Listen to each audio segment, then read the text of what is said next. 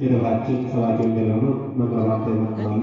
ለሳቸው የሚመጡ ከተቀበቱ ለእኛም የምንሰማበትን ልቦና እግዚአብሔር ለሁላችን ይግለጽልን። ወደ መመራት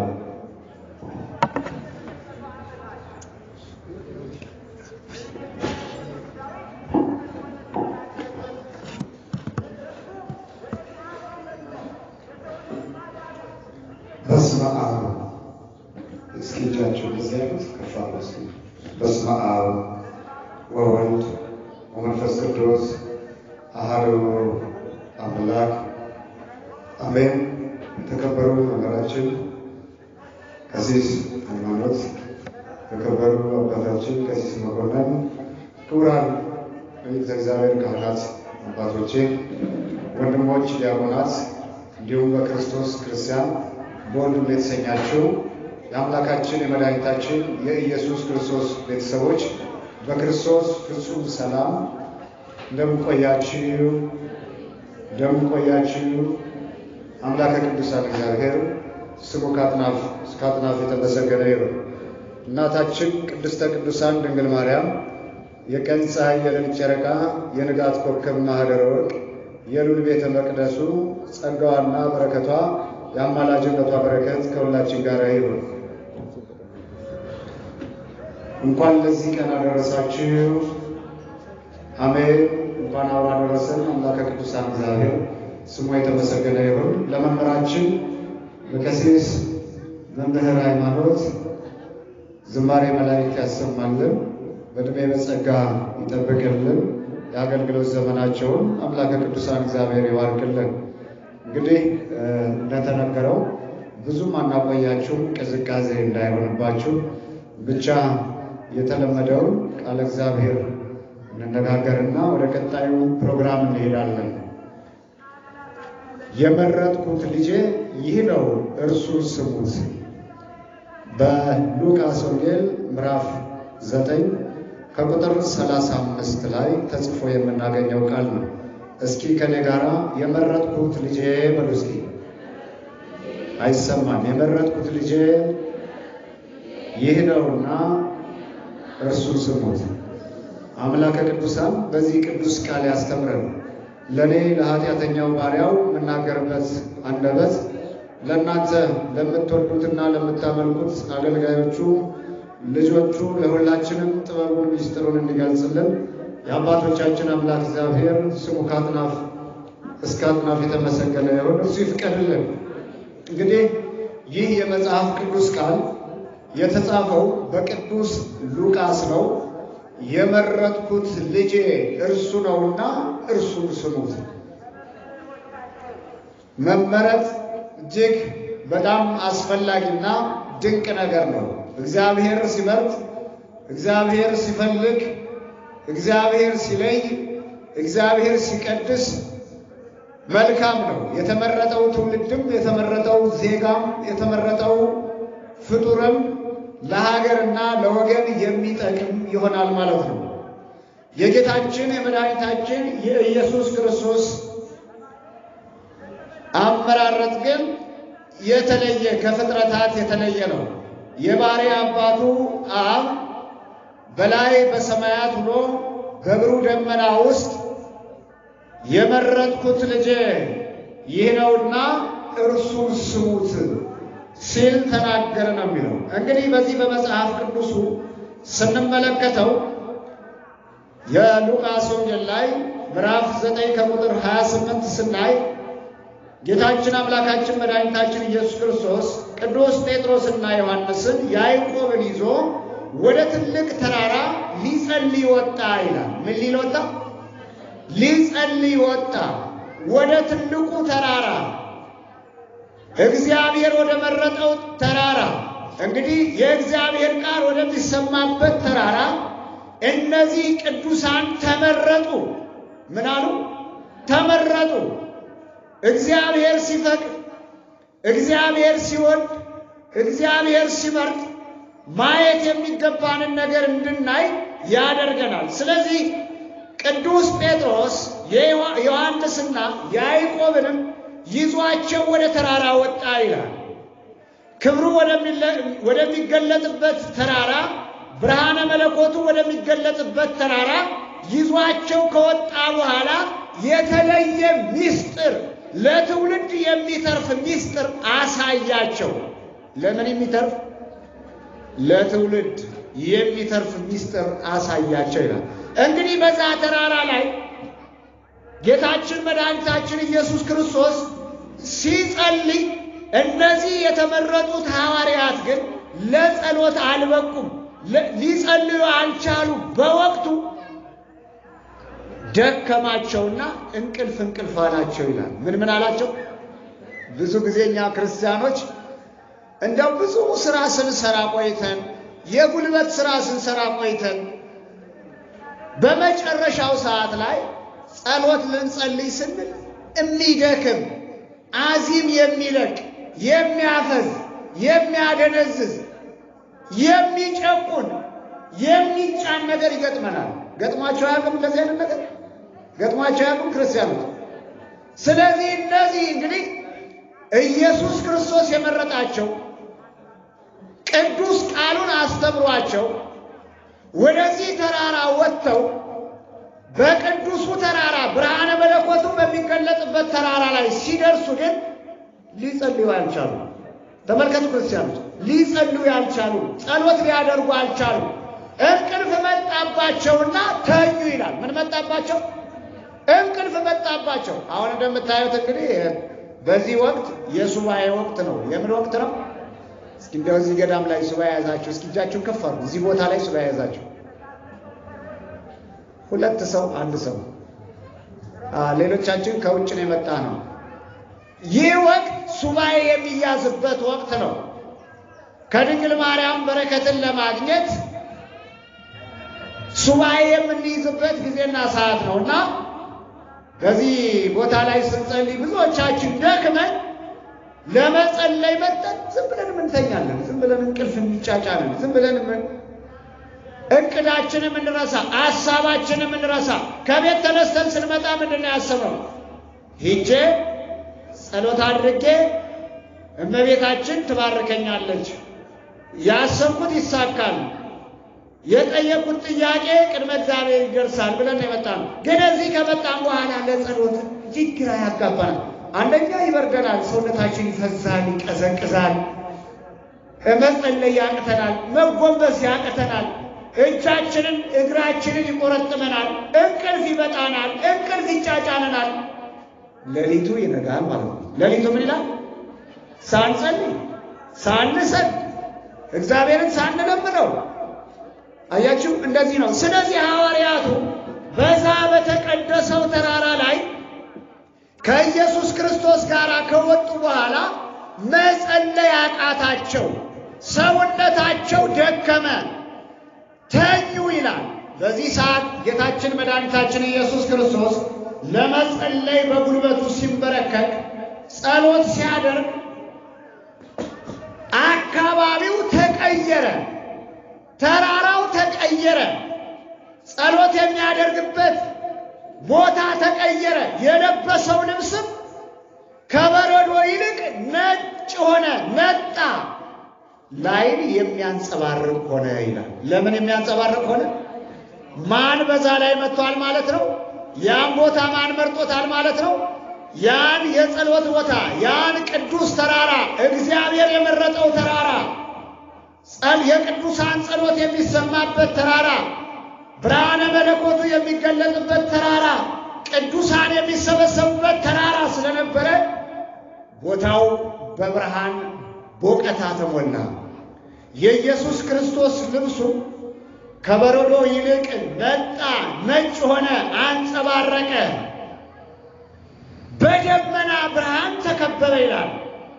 አያችሁ ክርስቲያኖች፣ ከብሔረ ሕያዋን ኤልያስ የሚባለው ነቢይ መጣ።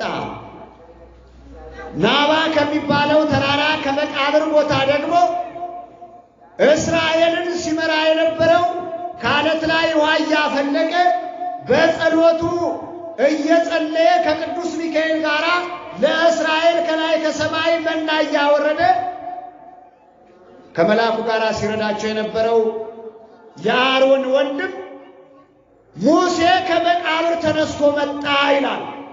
በየት ተራራ? እስኪ ንገሩኝ። በየት ተራራ? በዚህ በደብረ ታቦር ተራራ፣ ኢየሱስ ክርስቶስ በሚጸልይበት ተራራ፣ ቅዱስ ጴጥሮስና ዮሐንስ ያዕቆብ በተኙበት ተራራ፣ በዚህ በተቀደሰው ተራራ ከሞቱት መካከል ሙሴ በብሔረ ሕያዋን ካሉት ነቢያት መካከል ኤልያስ መጣ ይላል። እነዚህ ቅዱሳን ወደዚህ ቦታ የመጡበት የራሳቸው ምክንያት አላቸው። በቀደመው ጸሎታቸው፣ ምን ባለው ጸሎታቸው? ክርስቲያኖች በቀደመው ጸሎታቸው የእግዚአብሔርን ልጅ እግዚአብሔር፣ የብርሃንን ልጅ ብርሃን፣ ድንግል ማርያም የወለደችውን ኢየሱስ ክርስቶስን በዓይናቸው ማየት ይፈልጉ ነበረ። ስለ እሱም ደክመዋል፣ ስለ እሱም ተጋድለዋል፣ ስለ እሱም ጸልየዋል። የእግዚአብሔርን ልጅ እግዚአብሔርን፣ የብርሃንን ልጅ ብርሃን በዓይናቸው ለማየት ፈልገው። አያችሁ ክርስቲያኖች፣ እግዚአብሔር አምላክ የለመኑትን አይነሳም፣ የጠየቁትን ጥያቄ ይመልሳል፣ የነገሩትን አይረሳም። ያ ቢሆንም ነገሩ ግን ሙሴ የእግዚአብሔር ልጅ ሳያየው ሙቶ ነበረ፣ አርፎ ነበረ። ምን ብሎ ነበረ? አርፎ ነበረ። ግን በመቃብር ውስጥ ስላለ እግዚአብሔር ዝም አላለው። ከመቃብር ውስጥ እንዳለ ሙሴን ተመለከተ። የጠየቀውን ጥያቄ መለሰለት። አዎ ከዚህ በፊት በሲና ተራራ ሙሴ ጸልዮ ነበር። 40 ቀን 40 ሌሊት ያለ ምግብ ያለ መጠጥ። አያችሁ እግዚአብሔር ሲያበረታ ደግሞ እንደዚህ እንጸልያለን። ስንደክም ደግሞ ምን እንሆናለን? እንቅልፍ ይዘንና ጸሎታችንን ሳን ለምሳሌ በዚህ በማቴዎስ ወንጌል ምዕራፍ 25 ላይ ስትመለከቱ ከቁጥር 5 ላይ 5 ቆንጃጅቶች 10 ቆንጃጅቶች ከ10ሩ መካከል 5ቱ ሰነፎች 5ቱ ደግሞ ልባሞች ይላል። ስንት ናቸው ቆንጃጅቶቹ? ክርስቲያኖች 10 ናቸው። 5ቱ ልባሞች ናቸው። ምናሞች ናቸው? ልባሞች ናቸው። ልብ ያላቸው፣ እግዚአብሔር ጸጋውን ያበዛላቸው፣ እግዚአብሔር ሰማያዊ በረከት የሰጣቸው፣ የእምነት ኃይል ያላቸው፣ የእምነት ጸጋ ያላቸው ናቸው 5ቱ። 5ቱ ደግሞ ሰነፎች ናቸው፣ ደካሞች ናቸው፣ ጎስቋሎች ናቸው፣ እንደዚሁ የሚያንቀላፉ እንቅልፍ አላቸው ይላል። በዚህ በመጽሐፉ ላይ ተቀምጦ እንደምናየው አሁን ወደ ሌላኛው ታሪክ መግባት አልፈልግም። እንቅልፍ የእግዚአብሔርን ተስፋ ወደሚጠብቁ ሰዎች ይመጣል። እንቅልፍ ከእግዚአብሔር ጋር እንዳንገናኝ ያረጋል። እንቅልፍ ነቅተን አምላካችንን እንዳንጠብቀው ያረጋል። እንቅልፍ የተመኘነውን ነገር እንዳናገኝ ያረጋል። ስናንቀላፋ በጣም ብዙ ነገሮች ያመልጡናል። ስናንቀላፋ በጣም ብዙ ነገሮች ይቀሩብናል። ስለዚህ ሙሴ በተኛበት መቃብር ኢየሱስ ክርስቶስ ሲጸልይ ሰማውና እግዚአብሔር ፈቀደለትና ከናባው ተራራ ተነስቶ ወደ ደብረ ታቦር ተራራ መጣ ይላል። ኢየሱስ ክርስቶስ እየጸለየ ባለበት ተራራ፣ ሐዋርያቱ ባሉበት ተራራ፣ ኤልያስም ቅዱሳን ከሚኖሩበት ብሔረ ሕያዋን ከሚባል ቦታ ምድርን ትቶ ከሄደ በስንት ዘመኑ ወደዛ ቦታ መጣ። ስለዚህ የእግዚአብሔር ልጅ እግዚአብሔር እየጸለየ አገኙትና ምን አሉት? ሊፈጽመው የሚገባውን ነቢያት የተነበዩትን። ማን የተነበየው? ነቢያቱ የተነበዩትን ከሰማየ ሰማያት ወርዶ ከድንግል ማርያም ተወልዶ ዓለምን ያድናል ብለው ተንብየው ነበረ። ከሰማየ ሰማያት ወረደ፣ ከድንግል ማርያም ተወለደ።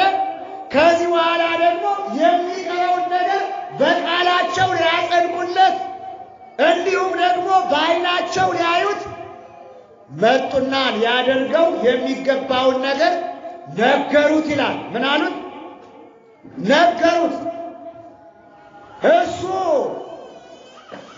ጉትጎታ ቅስቀሳ የሚያስፈልገው ብሎ ሳይሆን ነቢያቱ ከእግዚአብሔር መንፈስ ቅዱስ በተሰጣቸው ጸጋ ማድረግ የሚገባቸውን ነገር ማድረግ ስላለባቸው ብቻ እግዚአብሔር የሰጣቸውን ተስፋም ደግሞ ለማየትና ለመፈጸም በገባላቸው ቃል መሰረት የብርሃን ልጅ የሆነው ኢየሱስ ክርስቶስን በዛ ተራራ ላይ አዩት። አምላከ ቅዱሳን እግዚአብሔር እኛም ጸጋውን ያሳየን። እስኪ አሜን በሉ። ምኑን ያሳየን? ጸጋውን ያሳየን፣ ፍቅሩን ያሳየን፣ በረከቱን ያሳየን። በዚህ ሰዓት ታዲያ የባሕርይ አባቱ አብ በብሩህ ደመና በዛ ተራራ ላይ ተገለጠና የምወደው ልጄ የመረጥኩት ልጄ እርሱ ነውና እርሱን ምን በሉ? እርሱን ስሙት። እንግዲህ ክርስቲያኖች ማንን እንስማ? ንገሩኝ እስኪ። ማንን እንስማ? እግዚአብሔርን እንስማ። የእግዚአብሔርን ድምፅ እንስማ። በጣም የሚያስፈራና የሚያስደነግጥ ድምፅ ነበረ ይላል። ሐዋርያቱም ከእንቅልፋቸው ተነሱና ሲመለከቱ ሙሴ ከመቃብር መጥቷል፣ ኤልያስ ከብሔረ ሕያዋን መጥቷል። የሰሙት ድምፅ አስፈሪ ነው። ብሩህ ደመና ሆኗል። በዛ ቦታ ላይ አዲስ ዓለም፣ አዲስ ቀን፣ አዲስ ጊዜ፣ አዲስ ዘመን ተፈጥሯል። ያ ቦታ ይማርካል። ያ ቦታ ደስ ይላል። ያ ቦታ ሐሴት የምናደርግበት ውስጣዊ ማንነታችን የሚቆጣጠር ሰማያዊ ክብርና ጸጋን የሚገልጽ ቦታ ሆኖ ተመለከቱት ይላል። አያችሁ ክርስቲያኖች፣ የሚገርም ቦታ ነው። ቅዱሳን ያሉበት የብርሃን ልጅ ብርሃን ኢየሱስ ክርስቶስ የጸለየበት የባሕርይ አባቱ አብ የተገለጠበት ቦታ፣ በአንድነትና በሦስትነት የሥላሴ አንድነት የተመሰከረበት የተገለጸበት ቦታ የተለየ ቦታ ነው። ከሐዋርያቱ መካከል ታዲያ ቅዱስ ጴጥሮስ ይህን ድምፅና ይህን ግሩም የሆነ ነገር ሲሰማና ሲያይ ብድግ አለና ከመቀመጫው ጌታ ሆይ አለ፣ በዚህ ቦታ ላይ 3 ዳሶችን እንስራ። ስንት ዳሶችን? 3 ዳሶችን እንስራ። አንደኛው ለአንተ፣ ሌላኛው ለሙሴ፣ ሌላኛው ደግሞ ለኤልያስ ይሆናል። አያችሁ፣ ይህንን ሲናገር ይላል የሚናገረውን የሚለውን ነገር አያውቅም ነበረ ይላል። በመንፈስ ቅዱስ ጸጋ ራሱን ሐሴት አድርጎ ነበር። የተገለጠለት የእግዚአብሔር ጸጋ ያየው አስገራሚ ነገር ውስጡን አወከው፣ ደነገጠ። የሚናገረውንም ነገር ምን አይልም ነበር? አያውቅም ነበር። አንዳንድ ጊዜ እኮ በደስታ ጊዜ የምንናገረውን ነገር አናውቅም አይደል? ክርስቲያኑ ደስ ሲለን የምንናገረውን ነገር እናውቃለን። ስንበሳጭና ስንናደድ ደግሞ የምንናገረውን ነገር መቆጣጠር የሚያቅተን ሰዎች አለን። ስለዚህ ሐዋርያቱ በዛን ዘመንና በዛን ጊዜ በመንፈስ ቅዱስ ኃይልና ጸጋ የበረቱ ስላልነበሩ ቅዱስ ጴጥሮስ የሚያደርገውን ወይም የሚናገረውን አያውቅም ነበር ይላል። ስለዚህ በዛ ሰዓት ታዲያ ለአንተ አንድ፣ ለሙሴ አንድ፣ ለኤልያስ አንድ ዳስ እንስራ፣ በዚህ መኖር ለእኛ መልካም ነው አለ። በየት መኖር? በዛ በቅዱሱ ተራራ፣ በዛ የእግዚአብሔር ድምፅ በተሰማበት ተራራ፣ በዛ እነ ኤልያስ ነቢያቱ በብሔረ ሕያዋን ሲኖሩ የነበሩት ቅዱሳን ባሉበት ቦታ በዛ ተራራ መኖር ለእኛ መልካም ነው ሲል ተናገረ ይላል። ደስ አለው። ለዘላለም መከራ በሌለበት፣ ስቃይ በሌለበት፣ ፈተና በሌለበት፣ አዘን በሌለበት በዛ ቦታ ላይ መኖርን ሻተ። በዛ ቦታ ላይ መሆንን ፈለገ ይላል። አያችሁ፣ ጨለማ የነበረው ጊዜና ሰዓት ወደ ብርሃን ተለውጧል። ወደ ምን ተለወጠ? ከእግዚአብሔር ጋር ስንሆን ጨለማ የሆነው ማንነት ይበራል። ከእግዚአብሔር ጋር ስንሆን ጨለማው ሕይወታችን ይበራል። ከእግዚአብሔር ጋር ስንሆን የተደፈነብን ነገር ይገለጣል። ያ ቦታ ጨለማ ነበር። ወቅቱ ጊዜው መሽቶ ነበረ። የጸሎት ሰዓት የነበረበት ወቅት ነው። ሰዎች የሚተኙበት ወቅት ነበረ። ለዚህም ነው ሐዋርያቱ የተኙ። በሚጸለይበት ሰዓት ቢተኙ መሽቶ ነበረ። ምን ብሎ ነበረ? መሽቶ ነበረ። ስለዚህ በዛ ተራራ ላይ ያለው ብርሃን አካባቢውን አብርቶት ነበር። በወቅቱ ታዲያ በተራራው ላይ መንጋዎቻቸውን የሚጠብቁ ወጣቶች ነበሩ። ምን የሚያደርጉ ክርስቲያኖች? እስኪ ንገሩ። ከብቶቻቸውን የሚጠብቁ የከብት እረኞች ወይም ከብት ጠባቂዎች በወቅቱ ነበሩ። ስለዚህ ጊዜው ሲቀየር የመሸ አልመሰላቸው። ተራራው እሳር አለበት፣ የለመለመ ቦታ ነው። ወደ ተራራው የወጡትም መንጋዎቻቸውን አብልተው ሊያጠጡ፣ ከብቶቻቸውን ለመጠበቅ፣ ከብቶቻቸውን መኖ ለመመገብ ነበር በተራራው ላይ የተገኙት። የአጋጣሚ ነገር ሆነና ክርስቶስ ተራራውን ቀይረው ይላል። ምኑን ቀይረው? ሕይወታችንን ይቀይርልን። አሜን በሉ እስኪ። ስለዚህ ወላጆቻቸው ቢጠብቋቸው መሽቷል። ሁለት ዓለም ሆነ። በተራራው ላይ ያለው ዓለም የምን ዓለም ነው? ንገሩኝ። የብርሃን ዓለም ነው። የምን ዓለም ነው? ቀን ያለበት ብርሃን ያለበት ዓለም ነው። ከተራራው እግርዬ ወደ ታች ያለው ደልዳላው ሜዳ ደግሞ ጨለማ ነው። በዛ ቦታ ላይ መንደርተኞች አሉ። የልጆቹ እናት አባት የሚኖሩበት ትልቅ ሀገር ነው። ልጆቻቸው ሲጠፉባቸው ሲመሽባቸው ለልጆቻቸው ስንቅ ለማቀበል በአገልግል በዕቃ ሙልሙል ዳቦ ጋግረው ይዘውላቸው ሄዱ ይላል። ምን ጋግረውላቸው ወሰዱላቸው። እነሱ ደግሞ ተራራው ላይ ሆነው የብርሃኑ ደስታ ውስጣቸውን ደስ አሰኝቶት ተመችቷቸው የእግዚአብሔር መንፈስ ቅዱስ ያለበት ጊዜና ሰዓት ስለነበረ ጅራፋቸውን እያጮሁ በተራራው ላይ ነበሩ ይላል። ዛሬ እንደምታዩት በየመንደራችሁ ጅራፍ ሲጮህ ሰምታችሁ አታውቁም? አሁን ወቅቱ ወጣቶች ሕፃናቱ ጅራፍ ገምደው ምን ያደርጋሉ? ጅራፍ ያጮሃሉ። እናቶችም እንደገና ሙልሙል ዳቦ ደፍታችሁ ወያ ወየ ለሚሉት ደግሞ ምን ታደርጋላችሁ? ዳቦ ታዘጋጃላችሁ ማለት ነው። አንደኛ ያ የጅራፉ ድምፅ በዛ በተራራው ላይ የተሰማው የእግዚአብሔር ድምፅ እንደ ነጎድጓድ ይጮህ ስለነበረ አስፈሪ ስለነበረ ለዛ ምሳሌ እንዲሆን ነው። ለዛ ምሳሌ ነው ቅዱሳን አባቶቻችን ሊቃውንቱ ለተርጉማኑ አራቀው ይተረጉሙታል። ስለዚህ ዛሬ ልጆቻችን ጅራፉን ሲያጮሁ የምናየው በነጎድጓድ ድምፅ የተሰማው ምሳሌ ነው። ወጣቶቹ ጅራፉን ያጮሁት እና ያ ብርሃን የሚገርም ብርሃን ነበረ። ያ ብርሃን የሚደንቅ ብርሃን ነበረ። ወዲያውኑ የእግዚአብሔር አብን ድምፅ ሲሰሙ ሙሴ፣ ኤልያስ የምወደው የማከብረው የመረጥኩት ልጄ ይሄ ነው የሚለውን ድምፅ ሲሰሙ ደነገጡና ፈርተው ሙሴ ወደ መቃብሩ፣ ኤልያስ ወደ ብሔረ ሕያዋን ወደ ነበረበት ቦታ ላይ ተመለሰ ይላል። የእግዚአብሔር ግርማ መለኮት አስፈሪና አስደንጋጭ ስለነበረ ምድርን የሚያንቀጠቅጥ ስለነበረ በወቅቱ ሐዋርያውም የሚናገረውን አጥቶ ነበረ። የሚናገረውን ነገር አያውቅም ነበር ይላል። በዚህ በሉቃስ ወንጌል ምዕራፍ 9 ከቁጥር 33 ላይ ስትመለከቱት። ስለዚህ የቅዱሳኑ በረከት የቅዱሳኑ ጸጋ ከኛ ጋር ይሁን። ለጸሎት እንድንተጋ፣ ለአገልግሎት እንድንተጋ፣ ለመንፈሳዊ ነገር እንድንተጋ አምላከ ቅዱሳን እግዚአብሔር ይፍቀድልን። ጊዜው ሰዓቱ እንግዲህ ክረምት ስለሆነ ቅዝቃዜም ዝናብም እንዳይመጣ ወንጌሉ በዚህ ይበቃናል። ወደ ቀሪው ፕሮግራማችን እንመለሳለን። የምወደው የመረጥኩት ልጄ እርሱ ነውና እሱ ምን በሉት? እርሱን ስሙት። ክርስቲያኖች ማንን እንስማ? እስኪ ንገሩ። ማንን እንስማ? እግዚአብሔርን እንስማ። እግዚአብሔር ደግሞ ንስሐ እንድንገባ ይፈልጋል። እግዚአብሔር እንድንቀደስ ይፈልጋል። እግዚአብሔር እንድንለይ ወደሱ ይፈልጋል።